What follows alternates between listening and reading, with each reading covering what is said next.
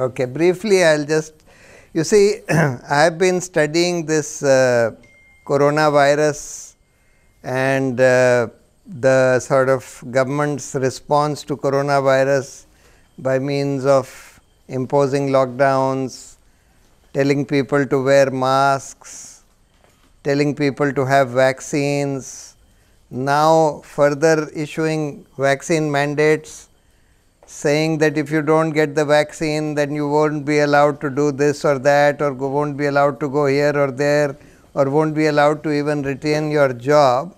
So I have been studying this for the last almost 2 years, ever since coronavirus came, and my views on this are very different from the generally accepted conventional view on COVID or on lockdowns or on masks or on vaccines. So my understanding of COVID is the following.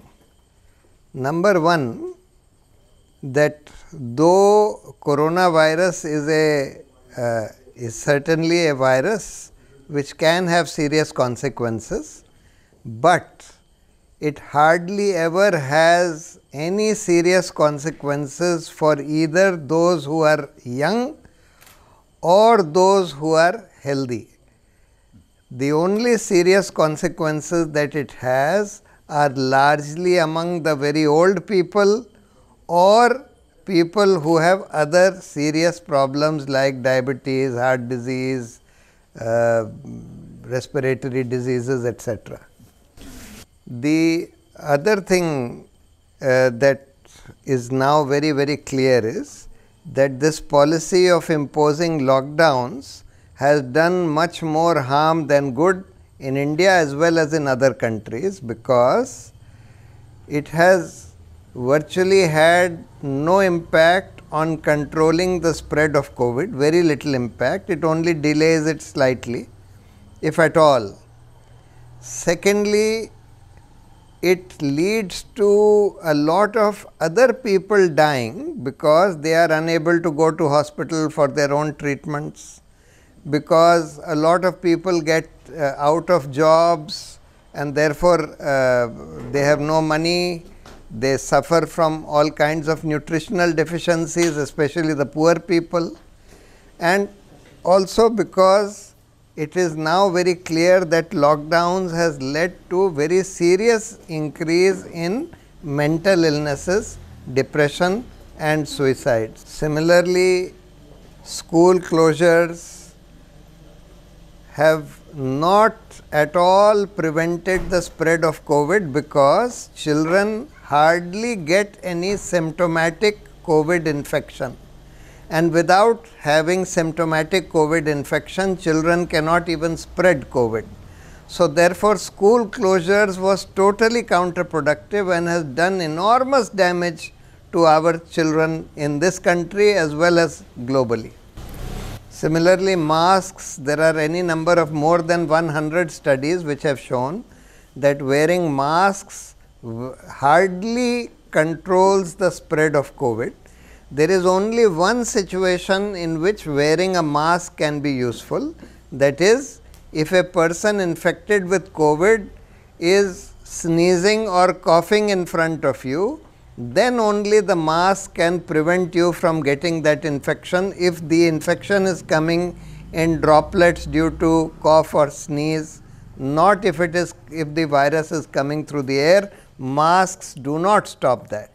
On the other hand, masks do a lot of damage, both physical damage because you are cutting out your own oxygen, you are breathing your own carbon dioxide, and also psychological damage, especially for children, because a society where people are everybody is wearing masks has been shown to be psychologically very harmful for people, especially for children.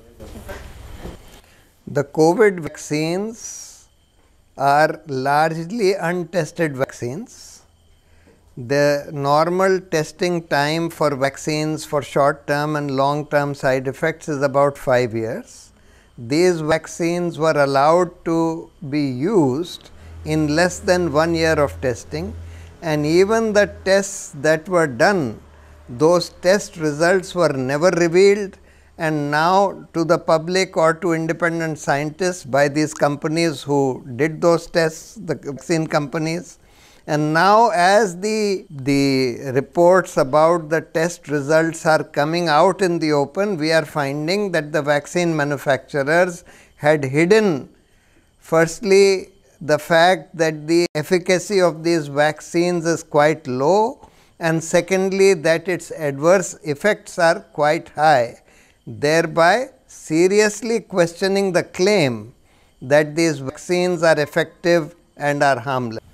Today it is quite clear that the vaccines do not prevent people who are vaccinated from getting the infection thereafter or from spreading the infection to other people.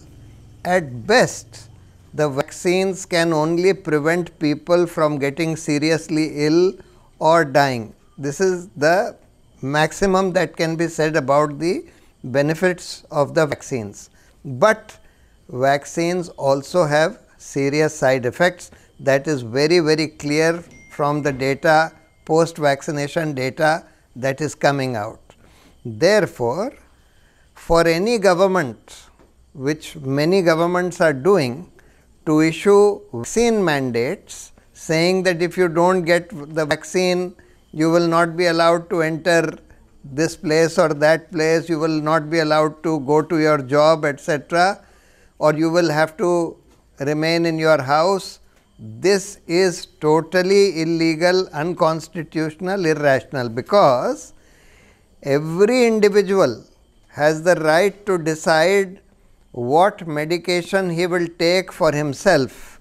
He has to weigh the costs and benefits of that medication, and therefore, if the benefits are that it may prevent you from becoming seriously ill to some extent, and the costs are that it may have serious short term or long term side effects, then every individual has the right to decide for himself as to whether he should take the vaccine or not. For one category of people, very clearly, for children or for healthy people, very healthy people, the vaccine does not do any good, because as it is, they have hardly any chance of becoming seriously ill due to COVID. Secondly, for those who have already had the COVID infection, again vaccine does not do any good, because the protection from the infection is much better than any protection that the vaccine will give you. Therefore, it should be left to individual choice rather than forcing the vaccine on people.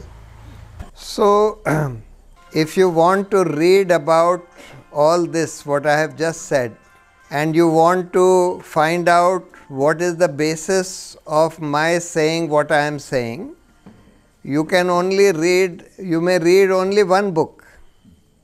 Just read one book, written book. The book is called The Real Anthony Fauci. Anthony Fauci is the American scientist who has virtually led and decided the public policy for COVID that all governments across the world are following, except a few governments like Sweden, which did not have any lockdown, did not close schools, did not have mask mandates, did not have vaccine mandates, and Sweden has done better than all its neighbors which had chosen to go in the official direction. So, this book is called The Real Anthony Fauci, Bill Gates, Big Pharma and the War on Democracy and Public Health. That is the title of the book. It is available on Amazon. It is not yet physically available in India, but you can download it on Kindle. It only costs 136 rupees. You can download it on Kindle and read that book. That book contains, it is written by Robert Kennedy Jr., who is a lawyer, a very acclaimed lawyer who runs an organization called Children's Health Defense. He is the son of the former Attorney General of United States, Robert Kennedy, who would have become the US President had he not been assassinated in 1968. He is a very, very respected person, and his book has more than 3,000 references of data from government sources whether US government or other governments, or papers published by very respectable scientists in very respectable scientific journals. Everything that he has stated in that book is referenced by either government data or scientific papers in respectable scientific journals. So, the question which a lot of people ask is, why aren't other doctors and medical scientists saying what I am saying or what Robert Kennedy has said in this book? Why are the governments not following, or why are the governments following what Anthony Fauci has prescribed about lockdowns, masks, vaccines, etc.? How has this happened?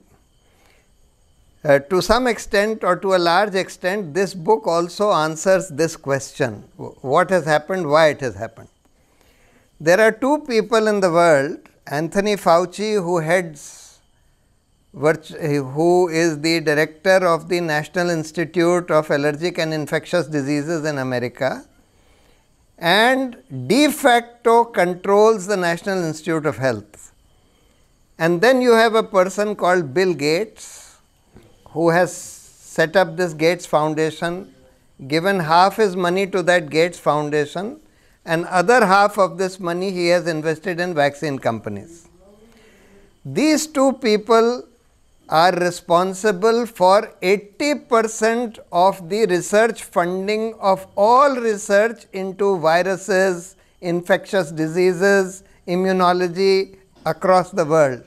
80% of the global funds for research in viruses and infectious diseases comes through these two individuals, Anthony Fauci and Bill Gates. And they have invested a lot of their money.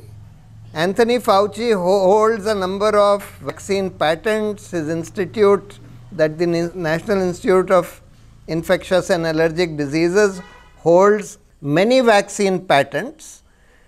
Bill Gates has invested half his money in vaccine companies, and therefore both of them have a vested interest in promoting vaccines. And because of their control on all the money which goes into medical research on viruses and infectious diseases, these two people are able to control virtually all research scientists who are working on this, and none of them dare oppose what they are saying, because they are also very vicious. They have a history of ordering universities and other institutions to immediately sack those scientists who speak against them, with the result that this official narrative is more or less again repeated by all these, by 80% of the medical researchers. So, what about the remaining 20% scientists who are not paid by Fauci or Bill Gates? Why are they not, the question arises, why are they not speaking out if it is so clear that vaccines are not effective, or that vaccines do not stop the spread, or you are getting the infection, or that vaccines have serious side effects, etc. Why are those other 20% scientists not speaking? This is the question that is asked. Reason for that is that they are speaking, but we are not being able to hear them, because what they say is getting censored and not getting published. Many scientific journals are censoring them, mainstream media is censoring them, social media is censoring them. In fact, when I tweeted an article which was a meta study of 60 different studies, published studies on the efficacy or lack of efficacy of masks and the harmful effects that it has, my Twitter account was shut down by Twitter for 2 weeks by saying that I was spreading misinformation.